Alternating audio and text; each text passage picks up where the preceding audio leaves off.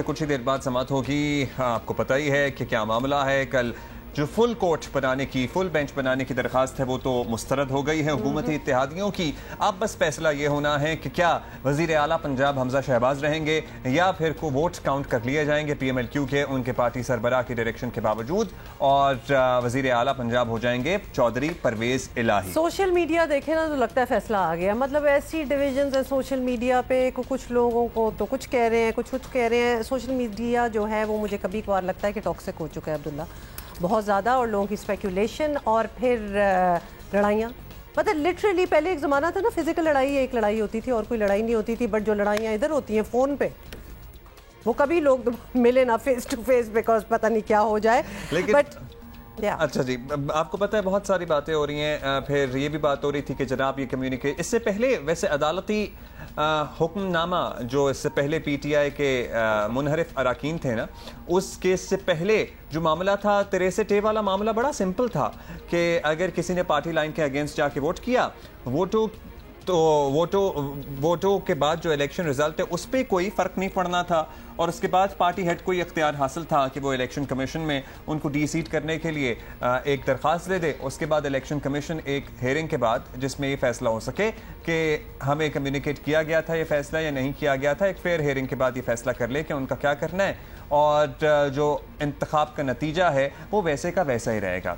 लेकिन फिर आ गई अदालती कार्रवाई और अदालती फैसला बीच में, जिसकी वजह से एक कंफ्यूजन क्रिएट हुई, और ये हुआ तय कि पंजाब असम्बली के अरकान वाले मामले में पार्टी हेड ने डायरेक्शन कुछ और दी थी और इन्होंने कुछ और किया था, इसलिए इनके वोट ही काउंट नहीं हों। तो जब क्लैरिटी नहीं होती ना, कंफ्यूजन क्रिएट की जाती है या कंफ्यूजन चले हो जाती है, तो फिर उसका फायदा उठाया जाता है। तो ये सारी चीजें हम होते हुए देख रहे हैं हमारे सामने। कंफ्यूजन का फायदा उठाने की यहाँ पर कोशिश की गई, और यहाँ पर भी यही आर्गुमेंट हुकूमत ने लिया कि चूंकि पार्टी हेड ने डायरेक्शन दे दी है, जैसे कि इससे पहले वाले मामले में दी थी 63A की तशरीह, ऑल्दो उसके रिव्यू वाला मामला अभी पेंडिंग है, तो इसलिए इनके वोट भी काउंट नहीं किए जाएंगे। इससे पहले आपको पता है ये भाम नहीं था कि ये वोट काउंट होते ही थे, और उसके बाद अदालत ने एक नई तशरीह की इस आईनी शिक की, और कंफ्यूजन में टिल डेट इजाफा ही हो रहा है। वैसे तो सवाल ये भी उठता है ना कि वो लीडर ही क्या जिसकी ना मानी जाए। मतलब एक लीडर अपनी डायरेक्टिव दे रहा और आगे से जो लोग हैं उसके वो कुछ और बिल्कुल ऑपोजिट डायरेक्टिव पे जा रहे हो, तो what is the standing of that leader? तो वो कंफ्यूजन भी खत्म हो जानी चाहिए। तो लिहाजा इनको मेरा ख्याल है कि इसी पे जाना पड़ेगा। लेकिन इमरान खान साहब ने डायरेक्शन दी थी, इसलिए उनकी पार्टी के मेंबरान ने जो वोट डाले वो तो नहीं काउंट होंगे। लेकिन अब चूंकि चौधरी शुजात ने डायरेक्शन दी है और उनकी पार्टी के मेंबरान ने उनकी डायरेक्शन के अगेंस्ट वोट डाले, वो काउंट होंगे। ये दिस वेरी फैक्ट बड़ी अच्छी तरह आपने एक ही लाइन में बता दिया। ये कैसे हो सकता है कि एक के नहीं माने जा रहे हो, दूसरे कह रहे हैं नहीं कर लो? This does not make sense. Munib is with us. Munib Farooq हमारे साथ हैं। हमने कल आपको सुना भी सारा दिन, और आपने बहुत सारी चीज़ें हमारे समझने के लिए आसान भी कर दी। अब बॉयकॉट भी हो गया, कल रात का आपके प्रोग्राम से पहले ही गालिबन ऐलान हो गया था। ये इससे पहले पाकिस्तान की अदालती तारीख में इस तरह की कोई सूरत हाल बनी है कि जो सिटिंग जजेस का बेंच है, जिसमें चीफ जस्टिस और सुप्रीम कोर्ट भी शामिल हैं, उसी पे सिटिंग गवर्नमेंट ने अदम एतमाद का इजहार कर दिया और बॉयकॉट हो गया? क्या ऑल्टरनेटिव ऑप्शंस थी? अगर फुल बेंच नहीं बन सकता था तो क्या कोई और जज साहिबान को ये जिम्मेदारी तफवीज कर दी जाती, कोई लार्जर बेंच बन सकता था? प्लीज बताइए। बहुत शुक्रिया उमर अब्दुल्ला।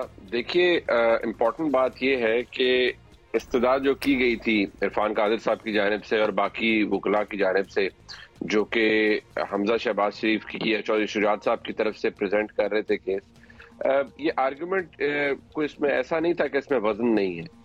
बड़े ही मेरे ख्याल में एक टेसिटली कहा गया कि इस बेंच के ऊपर एतमाद का फुकदान है, और आम तौर पर जो कॉमन प्रैक्टिस है वो ये है कि ख़ास तौर पर हाई कोर्ट और सुप्रीम कोर्ट में अगर किसी मौजूद जज के हवाले से ये कहा जाता है कि हमें इस बेंच पर एतमाद नहीं है, मौजूद तरीके से ही कहा जाता है कि आप किसी और बेंच पे लगा दें केस, जो आमतौर पर वकला करते हैं, तो जजेस बड़े आसानी से रिक्यूज कर देते हैं या कहते हैं जी कि ठीक है हम चीफ जस्टिस को भेज रहे हैं, वो किसी और बेंच पे लगा देंगे, बिकॉज जजेस का कोई पर्सनल इंटरेस्ट तो होता नहीं है और ना ही होना चाहिए। लेकिन क्योंकि यहाँ चीफ जस्टिस साहब खुद मौजूद थे और उन्होंने जब खुद कहा कि चले, अगर वो कह रहे हैं कि जी सितंबर तक तमाम जजेस बाकी अवेलेबल नहीं है और लार्जर बेंच या फुल बेंच नहीं बन सकता, तो वो बड़ा बेंच बना सकते थे 5 मेंबर्स का या 7 मेंबर्स का। उन्होंने कहा 2 जजेस और भी शहर में हैं, ऐसा कुछ किया जा सकता था। लेकिन उन्होंने पहले तफसीर इस हवाले से सुनी, फिर उन्होंने इसको मुस्तरद कर दिया। तो जो इम्प्रेशन है वो तो अच्छा नहीं गया, वो तो बिल्कुल उसने बहुत से सवालात को जन्म दिया। और जो बदकिस्मत बात है वो ये कि एक दफा फिर पाकिस्तान की अदालती तारीख के अंदर कहना नहीं चाहिए, लेकिन एक ऐसा बेंच मशहूर हो रहा है, इनफैक्ट हो चुका है, जिसके हवाले से लोगों का तासुर ये होता है कि जब ये बने तो पता चल जाता है कि फैसला क्या आएगा। ये एक ऐसा अनफॉर्चुनेट किस्म का इंप्रेशन है जो कि बन चुका है, इसका कोई कुछ कर नहीं सकता। इनफैक्ट चीफ जस्टिस साहब खुद भी कुछ नहीं कर सकते इस हवाले से। बहरहाल अब ऐसा हो चुका है, और मेरे ख्याल में किसी सिटिंग चीफ जस्टिस के बेंच के हवाले से मेरी तो याद में मुझे नहीं पड़ता। हाँ, इफ्तिखार चौधरी साहब के वक्त में एक ऐसा ही बेंच बनता था, मैंने कल भी उसका जिक्र किया, जिसमें इफ्तिखार चौधरी साहब होते थे, जस्टिस जवाद ख्वाजा होते थे और जस्टिस खिलजी आरिफ हुसैन होते थे। तो उसके बारे में भी, उस बेंच के बारे में भी ये तासुर होता था कि हमें पता है ये कैसा फैसला देंगे। भी जो दामाद वाला कॉन्फ्लिक्ट ऑफ इंटरेस्ट है, और अगर परवेज इलाही साहब वजीर आला होते हैं और इनके दामाद फिर उसमें काबीना का रुकन होते हैं, तो वो कॉन्फ्लिक्ट ऑफ इंटरेस्ट भी तो क्लियर कट है। तो उस पॉइंट को कोई नहीं उठा सकता था अदालत में कि भाई मतलब देयर आर पॉसिबिलिटीज। अगर ऐसा था तो कल वकला की जानिब से उसको भी उठा देना चाहिए था। लेकिन सिवाय इरफान कादिर साहब के और किसी वकील ने तो ये भी नहीं कहा कि जी आपके बारे में जो इम्प्रेशन है उसको जायल करने के लिए आप लार्जर बेंच बना दें, फुल बेंच बना दें, ताकि ये तासुर जायल हो सके। बाकियों ने तो गोल बोल बात की, बड़ी शुगर कोटेड किस्म की बातें की कि ऐसा कर ले, ऐसा मामला है, ये मामला है। सिर्फ इरफान कादिर साहब वाइज वकील थे जिन्होंने इस बात को वहां पॉइंट आउट भी किया, और जिसमें पहले भी तलखी रही बेंच की और उनकी। और वो थोड़ा सा इरफान कादिर साहब का थोड़ा सा ये कि वो ज्यादा ब्लंट बात करते हैं, तो शायद जो जज साहबान है उनको वो बुरी भी लगती है। इफ्तिखार चौधरी साहब के वक्त में जब इरफान कादिर साहब अटॉर्नी जनरल थे, उस वक्त भी जजेस को बुरी लगती थी इनकी बात, बिकॉज ये आर्ग्यू करते थे और जरा वेहेमेंटली आर्ग्यू करते थे। बट मेरे ख्याल में कल जो सैनिटी थी या जो फेयरनेस थी, उसकी डिमांड अपनी जगह दुरुस्त थी कि ये अगर हो जाता तो एक कलेक्टिव विजडम होता है ना जजेस का, एक पूरा जुडिशियल एक्यूमेन है। सुप्रीम कोर्ट का मतलब एक जज नहीं है या 3 जज नहीं है, सुप्रीम कोर्ट का मतलब सुप्रीम कोर्ट है। ये जो ब्रदर जजेस हैं उनका भी तो जुडिशियल एक्यूमेन है, they are finest of the fine. वो एक ऐसी लॉट होती है। जी मुनीब, अब लेट नाइट ऑब्वियसली ये फैसला किया इत्तेहादी जमातों ने कि हम बॉयकॉट कर रहे हैं और हम नहीं मानते हैं, ऑब्वियसली बड़े वोकल हैं अबाउट इट। इस बेंच के हवाले से भी उनका यही कहना है। तो आज जो 11:30 बजे समाअत होनी है, उससे क्या एक्सपेक्ट किया जाए जब अपोजिट साइड जो है वो बॉयकॉट कर चुकी है, तो वो प्रोसीडिंग्स आगे कैसे चलेंगी? देखिए, आमतौर पर तो जो को मुकदमात हो, मैं आपके ये देखिए, ये सिलसिला तो शुरू हो जाता है हाई कोर्ट से या इवन लोअर कोर्ट्स के अंदर, लेकिन वहां पर होता है कि जैसे ही किसी जज पर एतमाद नहीं होता तो बहुत कम होता है कि जज प्रोसीड करे। वो फौरी तौर पर केस की फाइल बंद करते हैं और वो कहते हैं चीफ जस्टिस को ये फाइल भिजवा दें, वो किसी और बेंच के सामने लगा दें, और उस पर वो एतराज कर देते हैं। लोअर कोर्ट्स के अंदर तो लोग खुद चले जाते हैं सेशन जज के पास के लिए हमारा केस हमें। ये तो इतना बड़ा मामला है ही नहीं लोअर कोर्ट्स में, मतलब अगर आप अदम एतमाद का इजहार करें तो आपका बेंच बदल जाता है, आपके जज बदल जाते हैं।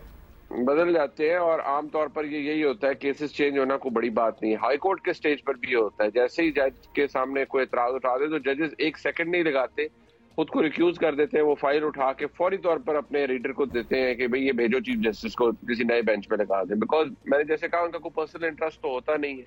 अब यहाँ मुद्दा ये है कि यहाँ चीफ जस्टिस ऑफ पाकिस्तान की अदालत है, कोर्ट रूम नंबर 1 है, और ये वो मखसूस बेंच है जिसके हवाले से कल भी जो अपोजिशन रहनुमा, जो हुकूमती रहनुमा है, उन्होंने अपने तहफ़्फ़ुज़ात का इजहार किया है। और ये पहला मौका नहीं, पहले इसकी बातगश्त सोशल मीडिया पे शुरू हो गई, फिर अब फॉर्मली अब फेडरल गवर्नमेंट ने थ्रू जो लॉ मिनिस्टर है उन्होंने भी तकरीबन इस बात का इजहार कर दिया है। इंटीरियर मिनिस्टर ने ये बात कर दी है कि हम बॉयकॉट करेंगे रात को, फिर पूरी हुकूमती इत्तेहाद ने कह दिया, तो what else is left there to say. सो मेरे ख्याल में वो तो अब फेयर बात है कि उन्होंने कह दिया है। चले, उन्होंने एतराज ठीक किया है, गलत किया है, वो एक और चीज है। उनका बॉयकॉट का डिसीजन सियासी तौर पर, कानूनी तौर पर दुरुस्त है या नहीं, वो दैट इज अनदर थिंग। लेकिन अब क्या चीफ जस्टिस साहब इसको एक्स पार्टी डिसीजन जिसे कहा जाता है वो दे देंगे, क्योंकि दूसरी साइड तो कहेगी नहीं कि मेरिट के ऊपर ऑलरेडी उन्होंने को आर्ग्यू कर लिया था, तो उनके पास कहने के लिए कुछ नहीं है। जैसे अली जफर साहब को मैं देख रहा था, वो अभी ट्वीट भी कर रहे थे कि पीडीएम के लॉयर्स के पास कहने के लिए कुछ नहीं है और केस ऑलरेडी डिसाइड हो चुका है, नियरिंग डिसीजन, तो आज सुप्रीम कोर्ट फैसला कर देगी। अब चीफ जस्टिस साहब ज्यादा से ज्यादा क्या करेंगे? ये भी हो सकता है कि वो कहें कि नहीं, हम इंतजार करते हैं कि एक घंटे तक वो दोबारा आ जाए, अटॉर्नी जनरल आ जाए, कोई आ जाए उन वकला की जानिब से। मुमकिन है वो कोई पैगाम भिजवाएं कि भाई वापस आइए और केस अपना आर्ग्यू कीजिए मेरिट के ऊपर। मुमकिन है ये भी कि वो बिल्कुल ही डिसरिगार्ड कर दें इस बात को और कहें कि भाई ठीक है, हम अदालत है, हमारे दरवाजे तो खुले हैं, आप नहीं आए आर्ग्यू करने के लिए और हमने एक क्लैरिटी देनी है, तो हम फैसला दे देते हैं। उनके खिलाफ मुझे बताएं कौन अपील करेगा? 3 मेंबर बेंच के खिलाफ जब अपील होगी, वो भी देखा जाएगा ना, अपील होगी और कौन उसे सुनेगा। चीफ जस्टिस के बेंच के फैसले के खिलाफ कौन अपील सुनेगा? और यहाँ पर तो देखिए, चले मामला तो सॉर्ट ऑफ डिसाइडेड है, अब आगे की सोच लेते हैं आगे में चौधरी शुजात के पास क्या ऑप्शंस रह जाते हैं कि अगर ऑब्वियसली फैसला उनके अगेंस्ट ही आ गया, is he going to go to ECP? भाई आई एम द लीडर, मैं लीडर हूँ, अगर मैं कोई डायरेक्टिव देता हूँ तो उसकी मानी जानी चाहिए। ये जो एक कंफ्यूजन है, ये कहाँ क्लियर होगी?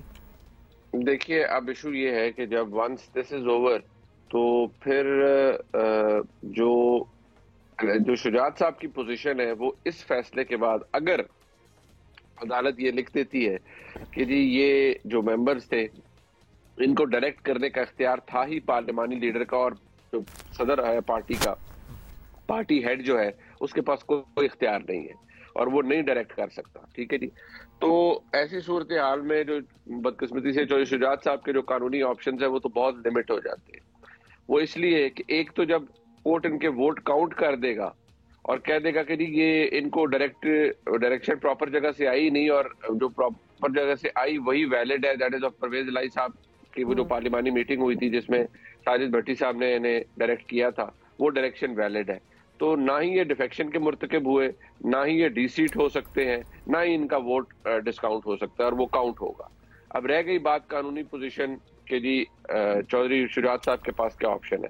देखिए, जो 63A का फैसला आया है उसके अंदर ये बाकायदा तौर पर लिख दिया गया था कि अगर कोई डिफेक्शन करेगा तो पार्टी सदर उसके साथ खिलाफ बेशक ना कंप्लेंट करे या ना रेफरेंस भेजे, उसकी डीसीट होने का प्रोसेस है वो ऑटोमेटिकली शुरू हो जाएगा। लेकिन यहाँ तो वो केस अप्लाई नहीं होगा क्योंकि वो डीसीट तो हो नहीं रहे होंगे, उनके वोट भी काउंट हो चुके होंगे। अब ऐसी सूरत हाल में जो एक वाहिद चीज रह जाती है वो अपील है जो कि हुमा भी अभी ये कह रही है, बहुत सारे लोग हमारे घर में भी हमसे पूछ रहे हैं कि ये कैसा केस है। 63A वाले केस में इमरान खान साहब कोई डायरेक्शन देते हैं और वो लेटर जिस पे लिखा हुआ है, और असद उमर साहब उसको आर्ग्यू भी कर रहे हैं कि जनाब ये पार्टी हेड कह रहे हैं और इन्होंने डिफेक्शन की है और इनके वोट ना काउंट किए जाए, नहीं किए जाते, वो डिस्क्वालीफाई हो जाते हैं। वही सिमिलर सिनेरियो इधर क्यों नहीं अप्लाई होता? और मुनसलाई जाते जाते भागते हैं इलेक्शन से पहले कि आपने क्या लेटर दे दिया, और उसके बाद टीवी पे हामिद मीर साहब से गुफ्तगू करते हुए कहते हैं कि मैं हार गया, इमरान खान भी हार गया, मतलब कम्युनिकेट तो हो गया। तो ये कैसा, एक दोनों वादियों नजर में जैसे कहते हैं ना, एक ही तरह के सिनेरियोज हैं लेकिन आउटकम्स कुछ और हैं। और ये ही तो सारी प्रॉपर मुनीब कंफ्यूजन है कि ये कैसे हो सकता है कि एक केस में वो मानी जा रही है उनकी, एक केस में नहीं मानी जा रही। देखिए, मैं यही अर्ज कर रहा था कि जो अब वाहिद ऑप्शन रह जाती है वो अपील है उन 25 अरकान की जिनको डिसीट किया गया। जिस लेटर का जिक्र आप कर रहे हैं, आप दोनों के, वो इमरान खान साहब के लेटर पे था, पार्टी डायरेक्शन थी और पार्टी हेड की डायरेक्शन थी, और इलेक्शन कमीशन ने उसको तस्लीम करते हुए उन तमाम 25 मुनरिफ अराकीन को डीसीट कर दिया। और सुप्रीम कोर्ट के फैसले के बाद जब डीसीट हुए तो जारी बात है उनका वोट भी काउंट नहीं हुआ। अब उनकी अपील पेंडिंग है सुप्रीम कोर्ट के सामने, जिसके ऊपर अभी तक समाअत भी नहीं हुई और ना ही उसका कोई फैसला आया है। अब अगर आज ये फैसला सुप्रीम कोर्ट दे देती है कि जी पार्टी हेड की कोई डायरेक्शन की अहमियत नहीं है, पार्लियामेंट्री पार्टी की अहमियत है, तो फिर उस जगह पर जो मुस्लिम लीग नून का और उन 25 मुनरिफ अराकीन का जो आर्गुमेंट था कि जी हमारी तो पार्टी मीटिंग हुई कोई नहीं, हमें और तो कोई डायरेक्शन मिली नहीं, हमें कोई डायरेक्शन मिली नहीं, तो उस ऐसी सूरत हाल में वो जो अपील है वो आर्ग्यू उसमें वजन डाल जाता है कि जनाब आप अब तो सुप्रीम कोर्ट का फैसला भी आ चुका है, हमारी पार्लिमानी पार्टी की मीटिंग की तो कोई नहीं है वैलिडिटी, और जिस बेसिस पर इलेक्शन कमीशन ने हमें फारग किया है वो तो पार्टी हेड का लेटर है और वो जिक्र भी कर रहे हैं, और इलेक्शन कमीशन ने ये लिख दिया कि जितने आर्टिकल 63 के प्री रिक्विजिट्स हैं उन सबका पूरा होना जरूरी नहीं है। फिर इन लोगों ने वोट कर दिया मुनरिफ अपने मुखालिफ कैंडिडेट के हवाले से, ये काफी है। और क्योंकि वो इतना वाइडली पब्लिसाइज था कि इनकी पार्टी पोजीशन और है और यानी तरीके साहब की पार्टी पोजीशन और थी और इन्होंने वोट जाके हमजा शहबाज को कर दिया, तो दैट इज एनफ। और दूसरी बात ये है कि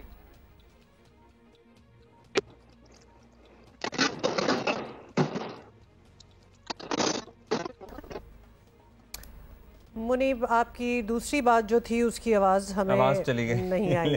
बिल्कुल। काफ़ी बात हो गई हमारी, थैंक यू सो मच, और काफ़ी क्लैरिटी आ गई। सो ये सूरत हाल है। 63 की अपील जो है, अब अगर वो उसकी समाअत होती है तो फिर उसमें शायद सूरत हाल अक्सर तब्दील हो जाए, और वो जो 25 मेंबरान हैं जिनको डी-सीट किया गया था उनके वोट नहीं काउंट किए गए थे, इस फैसले के बाद प्रॉब्ली फिर उनके पास जवाब पैदा हो जाएगा कि जनाब हमारे भी वोट काउंट करें, तो फिर वो स्क्वायर वन पे चली जाएगी सूरत हाल। लेकिन शायद वो अपील अभी सुनी नहीं जाएगी, आपको पता ही है ना। वो जिस तरह कह रहे थे कि अभी उस पर कोई तो हुई ही नहीं, कोई बात आगे बढ़ी ही नहीं है, तो क्या एक्सपेक्ट करना फिलहाल।